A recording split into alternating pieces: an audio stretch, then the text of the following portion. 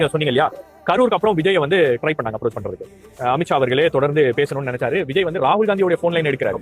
ஆனா உள்துறை அமைச்சர் அமித்ஷாவுடைய போன் லைனை வந்து அவர் எடுக்கல அப்படின்னு ஏடிஎம்கே யாரோடையும் அவர் கான்டாக்ட் எஸ்டாப்லிஷ் யாரையும் பேசல அப்படின்னு அவங்களுக்கு அது வந்து ஒரு ரொம்ப பெரிய இன்சல்ட்டிங்கா மாறிடுச்சு. இன்ஃபேக்ட் உங்களுக்கு ஜனநாயகன் படத்துக்கு இவ்வளவு பெரிய ஒரு சிக்கல் வந்ததுக்கு காரணம் நாங்க போன் அடிச்சா நீங்க எடுக்க மாட்டேன்றீங்க, நீங்க இப்போ எங்க கிட்ட வாங்க. இன்னொரு விட்னஸா இருக்கக்கூடிய விஜய் 2 முறை டெல்லிக்கு கூப்பிடுறாரு. இப்ப மூணாவது முறை நீங்க சம்மனுக்கு வாங்க, சம்மன் கொடுத்து நீங்க வாங்க. விட்னஸ் எத்தனை நாள் விசாரிப்பீங்க? இல்ல நீங்க இன்னொரு விஷயம் அதுல கவனிக்கணும்.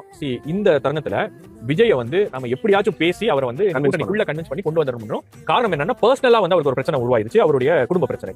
இன்னொன்னு வந்து பொலிட்டிக்கலா வந்து காங்கிரஸ் வந்து திமுக பக்கம் போயிருச்சு. இப்ப விஜய் பெரிதும் நம்பி இருந்தார் காங்கிரஸ் வந்துருவாங்க, வந்தா போதும் நமக்கு அப்படின்னு. இப்ப அதுவும் நடக்கல. அந்த விஷயத்துல கூட இந்த வாய்ப்பு நமக்கு இருக்கிறது. இந்த காங்கிரஸ்ல கூட விஜய் அவர்கள் வந்து 100% காங்கிரஸ் வந்துருவாங்க நம்மள மாதிரி எனக்கு தெரியல. அவர் ஏதோ ஒரு பிளான் பி வச்சிட்டு இருந்தாரு. ஏன்னா ஒரு கட்டத்துல அவருக்கு ஒரு இண்டிகேஷன் கொடுக்கப்பட்டிருக்கும். காங்கிரஸ்ல அவரோட ஹேண்ட்லர்ஸ் இருந்தாங்கல்ல, சொல்லிருப்பாங்க இது நீங்க நினைக்கிற மாதிரி கட்சி இல்லங்க, இங்க 3 ஹைகமாண்ட் இருக்குது, 4 ஹைகமாண்ட் இருக்குது, 2 ஹைகமாண்ட் ஒத்துக்கிட்டாலும் 3வது ஹைகமாண்ட் ஒத்துக்காது. விஜய்க்கு வந்து ஓரளவுக்கு தெரிஞ்சிருக்கும். இப்ப பாலிடிக்ஸ்னா என்னன்னு அவருக்கு புரியும். என்ன இது 140 வருஷம் கட்சிங்கிறாங்க, இவங்க யாருமே முடிவு எடுக்க மாட்டாங்க. இவரை கேட்டா அவரை சொல்றாங்க, அவரை கேட்டா இவரை சொல்றாங்க. நைட் ஒரு முடிவு எடுக்கிறாங்க, அப்புறம் காலையில கேட்டால வேற மாத்தி பார்த்தா இன்னொரு பிரச்சனை அப்படின்னு வருது. சோ அவங்க என்ன பிளான்னா விஜய்கிட்ட வந்து டைரக்டா பேசணும். இப்ப விஜயை சுத்தி இருக்கக்கூடியவர்கள் தான் இவங்க ரீச் பண்றாங்க. இப்ப விஜய் ரீச் பண்ண முயற்சி பண்றது பாத்தீங்கன்னா வந்து இல்ல ப்ரொடியூசர்ஸ், விஜய் நல்லா தெரிஞ்ச அறிமுகம் இருக்கக்கூடிய டைரக்டர்ஸ், விஜய் கூட நடிச்ச நடிகர்கள், விஜயோட ஃப்ரெண்ட்ஸ், விஜயோட பர்சனல் ஃப்ரெண்ட்ஸ், விஜய் சுத்தி இருக்கக்கூடிய கட்சியில இருக்கக்கூடிய ஆட்கள் யாராச்சும் வந்து ஒரு இடத்துல போய் விஜய் இந்த விஷயத்தை கன்வே பண்ணுவாங்களா?